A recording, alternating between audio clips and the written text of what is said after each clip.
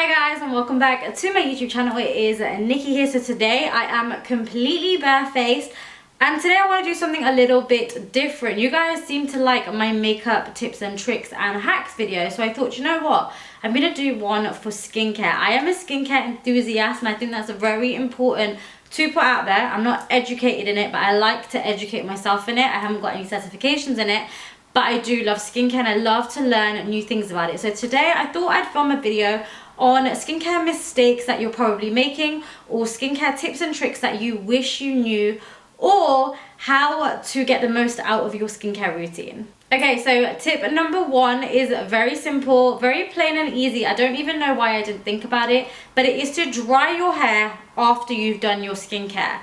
The reason being is if you're going to start drying your hair now, you're going to dry out your skin. And by the time it comes to doing your skincare, your skin's going to be overly dry, which makes so much sense. But I don't know for why so many years I would get out of the shower, if I'd wash my hair, I would dry my hair first and then do my skincare. So try doing it the other way around. Do your skincare routine, get it all on, let it sit on the skin for a few minutes, and then go in and dry your hair or let it air dry. Now, tip number two is know your skin type. Have you got oily skin? Have you got dehydrated skin? Have you got dry skin? What kind of skin have you got? You might have combination skin, and research into the products that you need. I love trying all different types of products, but I do have a dehydrated skin type. Now, what I find works best with dehydrated or dry skin is more oil-based cleansers. I don't want to go off on a bit of a tangent, but I'm just going to explain to you really quickly. For dry skin, you want like an oil-based cleanser or a milky cleanser. They work really nicely on the skin. Avoid foaming, frothy cleansers. What they tend to do is they tend to dry out the skin once you've washed them off.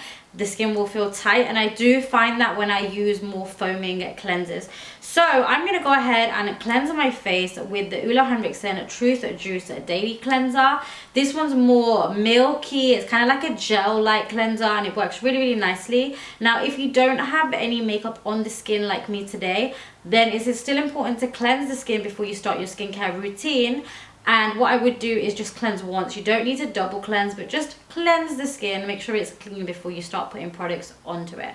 Okay, now that we have cleansed, what I want to do is imagine that I've just cleansed and I've got out the shower. You don't want to pat your face dry. Leave it damp. I know it's difficult, but leave it damp. And now you've got a 60-second period where you want to apply your toner. What this is going to do is it's going to balance the pH levels in the skin, but it's really just going to lock in that moisture, and it's also going to prep your skin for the next ingredients. Ingredients will always work better, especially when it comes to skincare, when your skin is damp.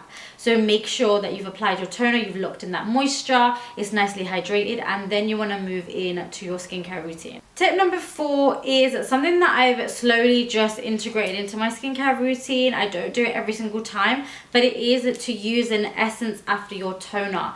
Now, the best way that I can explain this is it's like a primer for your makeup. This will prep the skin, so it will hydrate it, it'll plump it, but it preps the skin for the really important stuff that we're going to put on, like our serums and our moisturizers. And our serums and our moisturizers, the ingredients in them are quite potent, and they will be able to absorb into the skin nicely. It helps the skincare ingredients penetrate into the skin.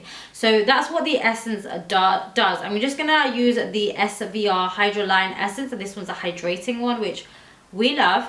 And I'm just going to take a little bit of this and then just pat this all over the skin. Tip number five is all about using them gel eye patches. I love them. They really make my under eyes feel hydrated, and often because I've got dehydrated skin, my under eyes can feel tight. These make them feel plump and hydrated, but there is no right or wrong way of using them. I know a lot of people always say, oh, does the bigger side go in the inner corner or is it the tail end? Now, it completely depends on what you're trying to do. If you've got lines underneath your eyes, then put the bigger end towards them areas. If you've got more crow's feet, then put the bigger end near the crow's feet. You can also use these eye patches. I know a lot of people just tend to use them under the eyes, but you can use them for any lines on the face. So you've got smile lines, lines, you've got forehead lines or wrinkles, and this will help just plump any of these areas because it's going to add hydration to them. Now tip number 6 is all about your sheet mask and getting the most out of it. So you obviously want to grab out your sheet mask and then flatten it towards your skin. I'm using the Wishful Thirst Trap Cocoon Mask, which I'm super excited to try as it's new. I'm going to just pop this on and flatten it to my skin in every single crevice to make sure I'm getting the most out of it. And then if you've got any extra essence, which 9 times out of 10 you do, just apply this to your chest area, your neck area, apply it to anywhere that you can that's exposed skin on your body, even your hands, just so you're not wasteful of that essence. I also like to take my facial ice globes, which are cooling, and run these over the sheet mask just to give me a really nice refreshed cooling sensation. It also de-stresses me, but you could use anything cool. You could use an ice roller and just roll this all over the skin and give yourself a little bit of a pamper. It's just going to help depuff your skin as well. Okay guys, I'm not too sure what tip number this is. I think it's 6, but I'm not too sure. But I'm going to give you the next one, and that is as soon as your face mask or your eye gels or whatever start to dry, in the second they start drying a little bit, remove the mask. You need to get rid of the mask, because what it's going to do is going to start pulling moisture from your skin as opposed to moisture from the air, and it's going to start doing the opposite. So I'm just going to go ahead and remove this bad boy. Okay, now that sheet mask is off, my skin feels super hydrated. My next tip is one that you can take with a pinch of salt, because I do use it with a lip scrub. If you feel like your lip scrub just isn't it's not doing enough, or say you haven't even got the lip scrub, you can completely take this out and replace it with an oil. It is to use a tongue scraper, of course one that you don't use on your tongue, but use a tongue scraper to scrub your lips to get super smooth lips. So I've got a little bit of lip scrub. I'm going to apply this to my lips, and then I'm just going to go back and forth with my tongue scraper on my lips, and this is just going to remove the dead skin and leave me with silky soft lips after. Now my next tip is very important. Actually, when I found this out, I was surprised that I didn't know this, but it is to apply your hyaluronic acid to damp skin. It's so important to apply it to damp skin. So what hyaluronic acid does, and I know it's scary because it's got acid in the name, but it hydrates the skin and it plumps the skin. However, if you put it on to dry skin, dry dehydrated skin, what it's going to do is it's going to do the reverse. It's going to suck the moisture out of your skin and in turn make it drier. That is if you're in a drier climate. If you're in more of a humid climate, then it's going to be better, but I think it's always just important to moisturize straight after and apply this on to damp skin. When you apply it onto damp skin, it is a humectant. I know it's sciencey, it's a humectant, so it draws moisture from the air and in turn makes your skin more plump because it's more hydrated, which means all the fine lines, wrinkles, stuff like that gets a little bit plumper. Your skin looks like it's a little bit boosted. It's got a collagen boost to it, and that's what it will do in turn if you use it the right way. So I'm just going to dampen my skin, and then we're going to apply a little bit of hyaluronic acid. Now moving in to the next tip, I'm going to do eye cream. So for eye cream, I'm going to be using the Kiehl's Creamy Eye Treatment with avocado. Now when you do eye cream, I'm sure you guys have had this and I'm sure it's probably boring, but pop the eye cream on to the orbital bone. I actually go a little bit lower to where my cheekbones onto the cheek are, because when you're talking, when you're making expressions, that product will seep to your under eyes. You don't want to go too close to your under eyes because that layer is really thin, and in turn the product will go into your eyes, so you don't want to do that. You want to move and dab the product into your orbital bones. This product in particular, the Kiehl's one, the lady that did my facial actually told me that you can wear as much of this as you want. It's the only eye cream that they know of that is recommended that you can wear a thick layer and actually wear it as an eye mask at nighttime. I don't know about that, but that's what she's told me. So I'm going to apply some of this eye cream and just dab it on to my orbital bone, and then also do my eyelids as well and the top bone there as well. Now this little bad boy, I love this little eye tool. It's cooling. I actually don't know where it's from. I got it in a PR package, but I just follow the bone with this tool. It really helps to depuff the eyes. It will just, anything cooling I find on the skin will help with a magnitude of issues that you might have, and it really does de-stress as well. Now my next tip is all about moisturizer and oils. I love moisturizers, I love oils, anything hydrating on the skin. What I have done before is I've mixed a little bit of oil in to my moisturizer to kind of get that dewy glow and get that moisturized finish.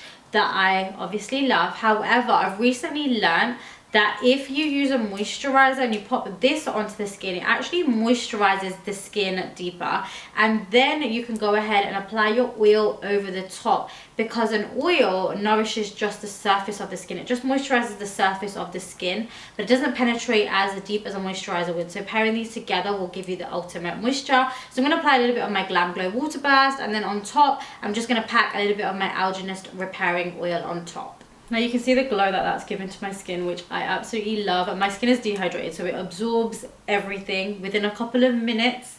Within 10 minutes, my skin will look quite matte because it will absorb everything in. My second to last tip is using a nipple balm. I'm actually nearly out of this. Using nipple balm as a lip balm. Nipple balm as a lip balm is insane. It's really, really hydrating. I find balms in general are really hydrating if you've got chapped lips. So I'm just going to apply a little bit of this one. This one is by Lancinar, and I'm going to apply this to my lips. And then my last tip is probably the most important tip, and it is to wear your sunscreen. I know you guys are probably bored of hearing this, but I didn't learn this until probably a couple of years ago, and I wish I had, because my mentality was completely different back then. Basically, if you suffer from pigmentation like I do underneath my eyes, I've got pigmentation around my mouth, if you've got dark spots, and you're using every skincare product, vitamin C skincare product under the sun to get rid of this pigmentation, to brighten your skin, to create more of an even skin tone, if you are not using sunscreen, there is absolutely no point. The reason being, and I can't stress this enough, is if you don't wear sunscreen, your skin isn't protected from the sun. Even if you're indoors and you're sitting behind a window, the sun will still get to you. And if you're not wearing sunscreen, that pigmentation is just going to get darker. It doesn't matter about the vitamin C product that you applied before.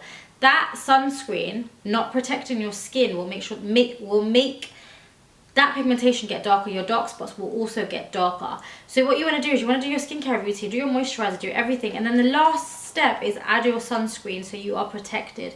Now I feel like a couple of you guys might be like, well, my foundation or my moisturizer has sunscreen in, and it's just not the same. It's not the same. It's not enough in them products. You don't get enough sunscreen in them products to justify that you are protected by the sun, because you're really not. So if you guys are looking for one and you're a similar skin tone to me, because I know a lot of sunscreens are annoying, they have a white cast. I know they do. This one definitely doesn't. This is the La Roche-Posay. It's 50 plus and it's invisible. It's so nice. I love it. It's super watery as well, and I just love the finish of it on the skin. So I will just wear this as my last step. And if you're looking for a measurement, you want to wear a 1/4 teaspoon all over your face, or 1/2 teaspoon if you're doing your face, your neck and your chest area. Just make sure you use this as your last step. And that, guys, is it. I hope you guys really enjoyed this skincare tips video. Let me know down below if you want some more, and until next time, I'll see you in my next video. I love you all. Mwah.